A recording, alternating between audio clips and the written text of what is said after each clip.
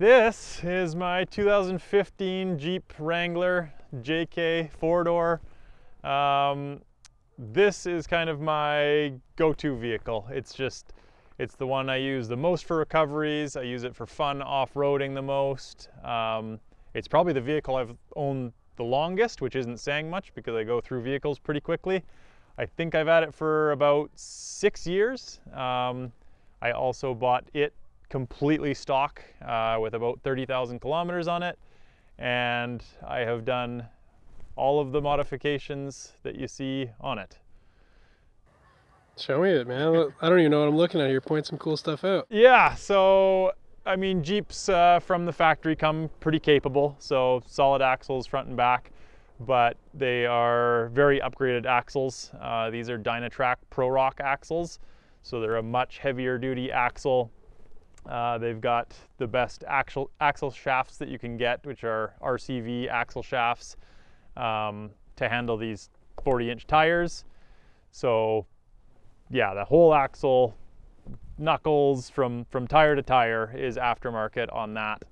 And then yeah, the Jeep's on 40-inch by 13.5-inch wide and on a 17-inch wheel on this one, on beadlocks also, yeah, the Jeep I run down at like 2-3 psi when it gets bad, so the beadlocks help just by not having the tire come off the rim when you're down at those pressures. Well, I guess right up front, one of the most crucial parts for recovery is a winch. I went with a 12,000-pound winch, Warren on this one. We run the synthetic rope on this instead of steel cable. It's just safer, it's warmer, it floats, it's not painful when you get little splinters on the steel cable, and yeah, it's Yankum ropes makes this sweet fair lead that you just wrap the rope around, sits there, so if you're running into trees or anything, you're not gonna scar up and damage the rope there. Tell me about synthetic, because that kind of blows my mind. Yeah, synthetic is kind of something new in the last 5 or 7 years. Everything used to be steel and steel shackles and everything.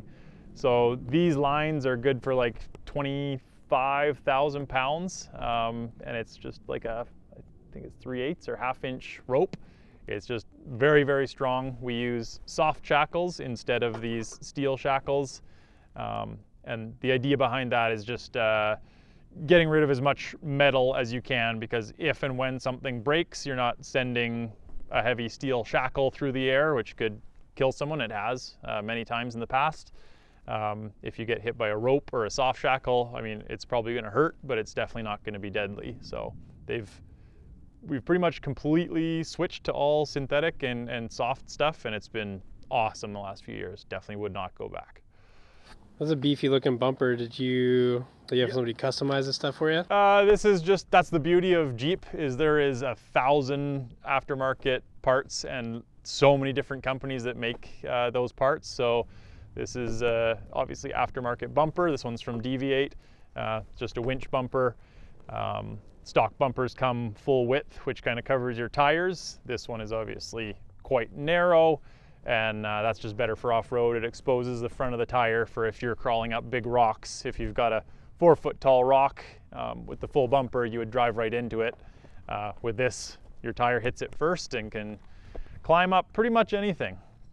Dude, I've never even thought of that, the fact that a bumper across the front of the truck is limiting. Yeah.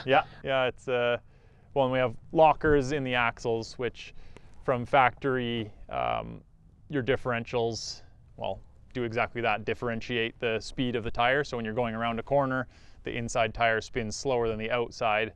What lockers do is lock each side together so that they, no matter what, spin at the same rate. So in stock form, if the tire that has more traction is going to be the one that's stuck sitting there, and the one with less traction will just spin. So if you're trying to climb a rock or something with the lockers in, this will bite and just crawl onto whatever you're going up. Crazy. What do you got loaded up on the inside here? What's the... Again, this one's pretty stock. This one I do have permanent hand controls though, which are definitely nicer. So they mount right up under the steering column, and it's just this little lever on the left. So if you pull it down, it just pushes the gas pedal, and then pushing it straight forward pushes the brake pedal. And then I've got my little custom foot plate here, and basically that just keeps my feet at a comfortable angle and obviously keeps them from getting in behind the gas or brake pedal, which would not be good. Got the steering wheel knob on there because I'm always driving with one hand, so it just helps for maneuvering. Recently just added the big screen in the center. That's from Kenwood. It's been really useful. I've got a camera mounted on the front right beside the winch, and then one mounted behind. So I can also always keep an eye on whoever's hooking up the ropes, make sure that's done right. And also when I'm winching in the rope, I can see when the rope is almost at the end for safety, and just, you know, the more you know, the better. And then sometimes if a vehicle's over the bank, I can't even see over my hood, so I can just look on the screen and I can watch what the vehicle's doing. So that's been really nice to have. And then Kenwood radios also, because communication between us and whether it's two recovery vehicles or the person I'm recovering, that comes in really handy. The more communication, the better. You got some goodies locked up under the seat there, shackles? Yeah, just a bunch of, these are the soft shackles I was talking about. So these ones are, let me just read it here, 7/16 width, and the braking strength of this is 45,500 pounds. So this single shackle could basically hold the weight of like a dozen of these Jeeps, which is hard to even fathom, but yeah, pretty cool because it's just all fibers wound together. These ones are definitely superior from Yankum ropes. They make them in the US. I've been to the factory, so I put a lot of trust into these things, so it's nice to see how they're built, and they are really proud of their product, and yeah, we use them a lot. Some love on these rims back here, man. Yeah, that's another beauty of the beadlocks. You can kind of smash them into anything. You can see there's many chunks out. So normally without a beadlock, and especially if you're running lower pressures, if you're going around a rock, you'd probably reposition, but these you can just kind of jam it into a rock and pivot right around the corner, and you don't have to worry about damaging anything back here aside from the wheel a little bit, but it doesn't hurt it. It's just cosmetic. These big steel flares, factory they came with plastic flares which get ripped off all the time, and these aftermarket ones just give you a bit more clearance to run the bigger tires because these things travel a lot. Aftermarket rear bumper also, just beefier. It's reinforced also, tied it into the frame in a couple more spots. So all these toe points, this one, or the two side ones and the center one, are very strong. I never have to worry about those coming loose when I'm yarding on people. It's supposed to have a spare tire back here, but we just carry little kits to repair our tire. The likelihood that we'll need a spare these days is really low, especially with the beadlocks. And a tire this big weighs almost 200 pounds, so to have that on your tailgate is pretty rough. So where's the where's the jack and the everything? All my stuff is in the back. Obviously got the fuel tank where the spare is supposed to be. That's kind of comes in a lot handier more often than the spare.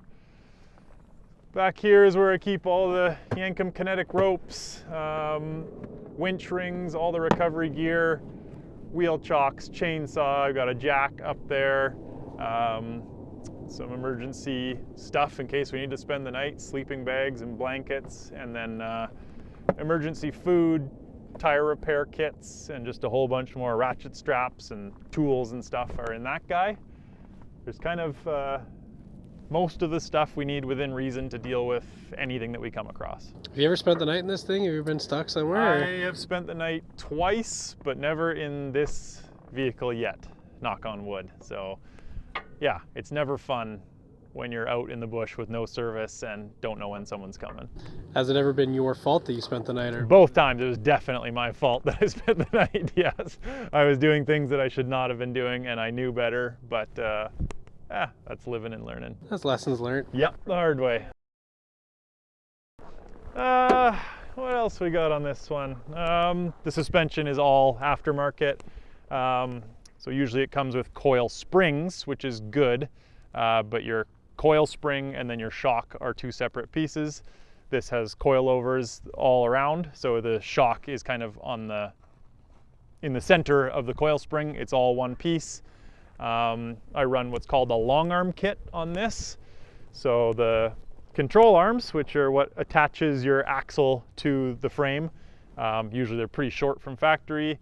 Mine are basically double the length, which when you lift the vehicle, it just helps keep stock geometry of the vehicle. The flatter they are, the better, the smoother the ride, and the more articulation. I can lift a tire off this about 42 inches off the ground and have all tires on the ground still. So that just helps with traction and being able to make it, over big rocks. And even in the snow, I've found a big difference in having a really flexy vehicle, because it doesn't put a lot of weight on any one single tire, which would sink in the snow and get you stuck. Kind of helps you not be buried. Yeah, and I don't even run sway bars on this one, which on the road it really tips over quite a bit. But again, it's just the lighter you can keep each tire, or the more even pressure you can keep across all four tires, the better. And that's kind of a unique thing about this vehicle. The weight on the front and back axle is within 10 kilograms of each other. So really equal weight, whereas in a pickup truck, you're kind of like 65 or 70% of the weight is up front, and then the back end is really light, which is troublesome sometimes. Have you done anything to the engine on this guy to help with recoveries? No, again, this one is also bone stock. It's a 3.6 liter V6. A lot of people talk a bunch of crap on this engine, but it's never let me down. Gets reasonable fuel mileage for what we're working with.